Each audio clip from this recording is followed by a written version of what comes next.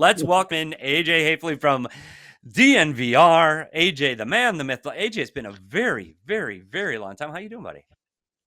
What's going on, guys? I would just like to say a couple of things.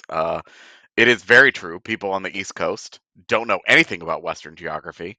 The number of times I've had to explain that Colorado is one of the rectangles out west is kind of amazing. It's Yeah, kind of I amazing. know.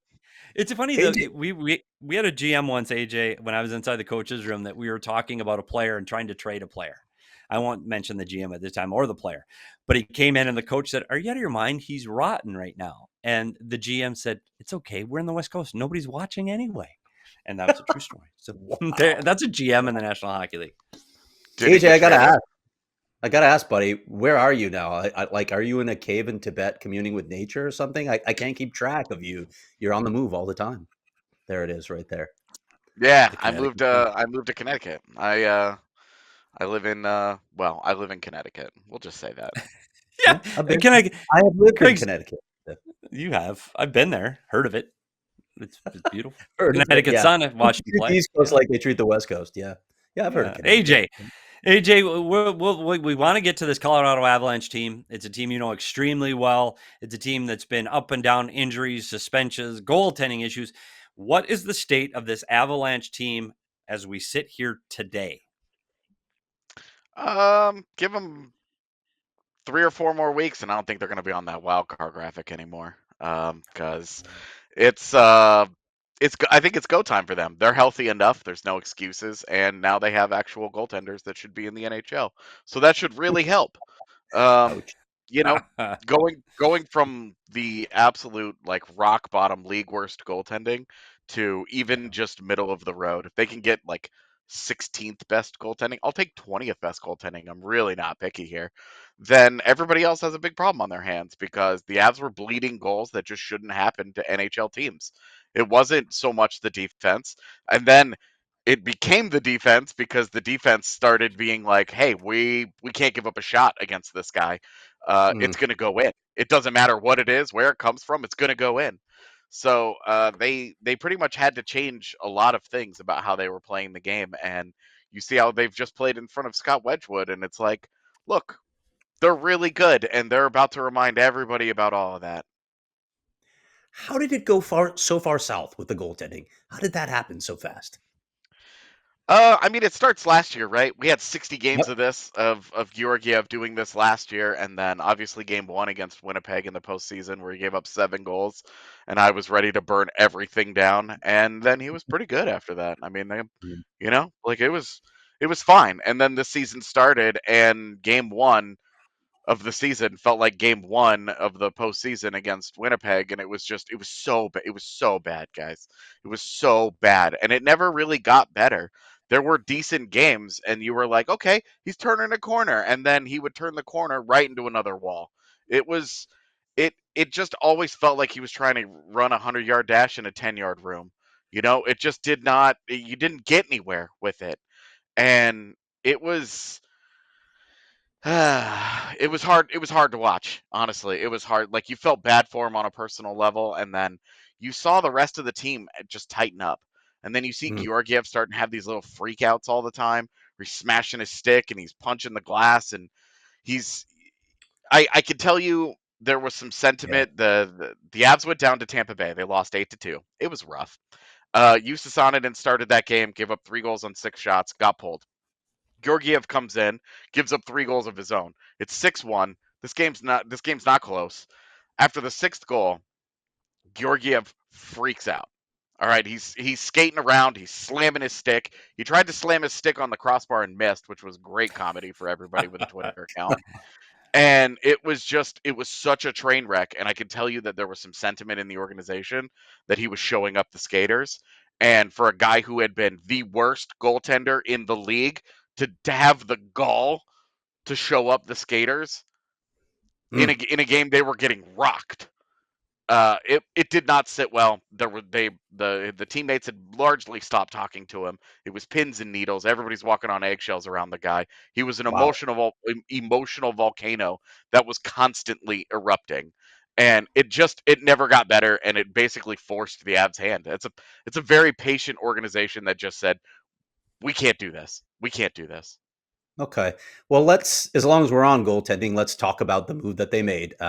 Your thoughts on Mackenzie Blackwood? And listen, I don't know what he's going to become. He's put up some good numbers this season, and I actually reached out. I was chatting with Sean Burke, and he told me that if they hadn't landed Aiden Hill back when, they were actually looking at Blackwood as well. He likes his game, but we've been hearing about the potential of Mackenzie Blackwood for a very long time, and he hasn't come close to realizing that yet.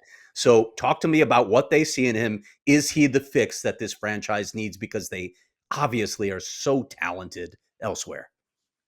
Yeah, you and I are on the same page, Greg, because I wrote in my piece, my trade piece the other day, that if a guy's 28 years old and we're still dropping the word potential Mm-hmm. around him, things have not gone to plan in his career. And that's just what it's been for Mackenzie Blackwood. Every goaltender person I know salivates over the raw talent and the athleticism and the size and all the tools. The physical tools are all there. Emotionally, the maturity level there, I really have no idea. That's the only thing that's really been consistently holding him back, other than some injury issues along the way. I don't know what he's going to become. I don't. I'm not sitting here pretending that I think the Avs got a guy that's going to compete for a Vezina at some point in his career. I'm just asking for him to be okay, just be fine. And if he's fine, they'll be highly competitive and hard to beat. And that's that's all that that's all that they need to get out of him. So I'm not setting a really high bar here. Yeah, he's got all the physical tools in the world to be a high end goaltender, a top 5 goaltender in the NHL. But there's a reason he's 28 years old and we're still throwing around the word potential. It's because he hasn't Yeah. lived up to it. So Correct. that is, that just the reality there is that just be fine, man. Just be fine. Yeah. Just please stop bleeding goals from 45 feet away. You're not setting a high bar. You're just literally putting a bar out there for the first time in a while. Go ahead, Petey. AJ, I want to say this, because this now with the Utah Hockey Club, and this is a potentially a big future rivalry. I won't say they're there yet, because the Colorado Avalanche are established. They are a playoff. They're a Stanley Cup contender. Utah's not quite there yet, but I do see in the proximity that this could be a rivalry for years to come. So we have a lot of new hockey fans here in our show that might not be familiar with the Avalanche team. And I know they've heard some of the big names. But one, I want you to tell us what to expect for out of this hockey club. What can Utah hockey fans look for from this team? And besides the big names, who are some guys they should keep an eye out for? Or if you want to throw out the big names, throw them out too, and what they should expect from them. What are new Utah hockey fans looking for at one of the best franchises in the Western Conference? I mean, it's number one thing is speed, right? That's what the Avs bring to the table, and that's what they beat teams with. That's not a team that wants to. It's not a team that wants to grind you down, with a heavy forecheck and a lot of physicality. They want to skate you to death, and that's what they're built to do. That's what their best players do best. Um, I would say if a Utah fan is tuning into the game tomorrow and they want to know who to watch for on the Avs outside of the guys that are going to go to the Four Nations, uh, I I guess you could start with like a Val Nichushkin or Ross Colton. Like they're good solid wings that can score goals, and just they're hard to play against. They're big, they're physical, Mm. and they attack pucks with a lot of vigor, I guess we could say. Um, Val Nichushkin's obviously kind of a controversial guy, but when you just talk about who he is on the ice, he's a monster. He's gigantic, and he's very fast, and he's one of the better puck hounds in the NHL. And his goal scoring came around, so now he does a lot of that. So I would start with that guy because he rocks. All right, but let's not ignore the beasts at the They have top of better this players there. There's other guys to watch, Yeah. Craig. Speaking Is of that somebody not who's it? hard to play against, is Nathan MacKinnon crafting yet another Hart Trophy caliber season? I think he leads the NHL in points, but what have you seen in the details of his game? I would My answer to your first question is hell nah. If he doesn't start playing some defense, man, do not give him a Hart Trophy again. If he does not start to care about what is happening on that half of the ice, you cannot reward him with another Hart Trophy. I do not care how many points he scores. Please play some defense, Nathan McKinnon. Please. I have to go through and break down these games every day, and every time he's on the ice, it's either a lot of fun or I am screaming at my computer. It is never, ever a dull moment with that guy out there. But he is great offensively. All the things that he gives back, he makes up for 2 times over, minimum 2 times over offensively. He is that special of a talent. He's going to be in the Hall of Fame someday, and I hope he wins a Conn Smythe. Yeah, and I want people to see that again. We're talking about players to watch. Number 29 for the Colorado Avalanche tomorrow is one of the elite offensive players in this league that plays different than any other player in the league. There is nobody that plays like him. People can talk about McDavid and the comparison there. They are different. He is a bigger body guy. He's going to use that big body, and when he gets the puck, beep beep zoom, he gone, because he can skate, and he is unbelievable to watch. And he gets that little bit of, I got a chip on my shoulder night tonight and I'm mad at somebody. Wow, look out. He is exceptional. So 29, keep an eye on 29 in the Avs. And Craig, there's one more guy you wanted to talk about. Yeah, we should probably talk about Cale Makar as well. He's an okay player on the back end. What sort of season is yeah. Go ahead, AJ. I mean, I almost don't know what to say about Cale Makar because it's easy for me to say I've never seen anything like him in my life, and I'm not, I mean, I'm 37. I've seen a few things in my life at this point, but I haven't seen everything, right? Cale Makar is a singular talent, and what he does on the ice is incredible to watch. The creativity and the hands and the IQ and it's he won't wow you with his size and his power in the same way that McKinnon will, but he makes a tremendously difficult game look so simple, where you watch the things that Cale Makar does and you go, well, why don't the other guys do that? And it's because they can't. And there's like 3 guys in the world, maybe 3 guys in the world that can do some of the things that he can do. There is one who can do all of them, and that's Cale Makar. And as Blake mentions in this chat, he is playing incredible so far this year. Offensively, he's just completely locked in. The rest of his game is kind of your mileage may vary right now, but it it's no joke on the offensive end. He is incredible. The best goal scoring defenseman in a long time. I got to ask you about this. You've probably heard the narrative that this is a brand new franchise in Utah. I don't know how you feel about that, but They're not. they're not. They're not. The NHL wants you to believe that. Of course, all of the players were somewhere else last year. Let's just say at Arizona. Arizona had the Avs number over the last few seasons, as Petey noted in the rundown here. Different jerseys, same team. What is it about this team that gives the Avs fits?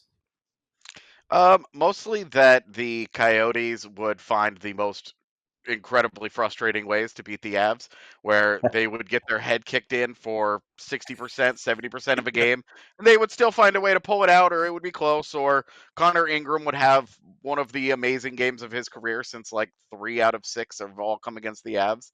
And that was just kind of it. I think that there was absolutely an element of the Avs were not taking it as seriously as they should have been, and the Coyotes just always had some schoolyard nonsense go their way, and it always created competitive games. They always hung around, and then, obviously there was also that big comeback that they had last year that made me break stuff on the set live on air. So that was cool. That was cool. That's not like you, AJ. That's No. not Yeah. like you. It's No, funny though. you're obviously exaggerating here. We have talked about how good this team is on paper, the Colorado. They are good. And I've said this for 2 years. I've been beating this drum. If they got a goalie, they can compete for a Stanley Cup again. Without getting a goalie, they can't. And they've gone out and done that. And you said that. Wedgwood has 3 wins and a shutout. I love Scott Wedgwood. I really, really do. I just don't think he's the guy that's going to carry him there. But Blackwood, we'll see. I think that might be the difference. But Utah fans, just you never know until you play the game, because you're right. These are those games that are just odd. There's something about these two when they get together that just something strange happens. And so I know 29 will be great. I know 8 will be great. But you just don't know the way that the puck is going to bounce inside the inside ball arena. You just don't know. So make sure Utah fans don't give up hope, even though AJ is kind of saying that there's a lot of really good players here. Don't give up hope. Make sure you tune in tomorrow, because guess what happens tomorrow, AJ? You don't know this. We're doing a post-game show. It's not like we do every post-game show like you used to do in Denver. We do select ones, and this is a select post-game show. So tune in tomorrow. Maybe AJ will still be up. Maybe we'll hit him up and see what his thoughts were on that. Yeah. On I'll be that up. tilt. You don't sleep, buddy? I'd be asleep if I was on the East Coast for sure. Brother, I sleep a lot more than I used to, but it's mostly because I don't have to be at the studio anymore. I got to ask you, when we're looking at this team, and I remember the team that won the cup with another former Coyote, Darcy Kemper, who was great for you guys in the regular season, was just like you said, okay in the postseason. They still won a cup. Is this team deep enough, in your opinion, to win a cup if they just get okay goaltending? As currently constructed, no. Yes. Their centers aren't good enough. Please give us Kevin Stenlund. Thanks. Oh. Can you imagine him on that team? Like Kevin Stenlund's got 4 goals right now, and he understands his role in a bottom 6. He grinds it out. He works hard, kills penalties effectively, and has won a Stanley Cup.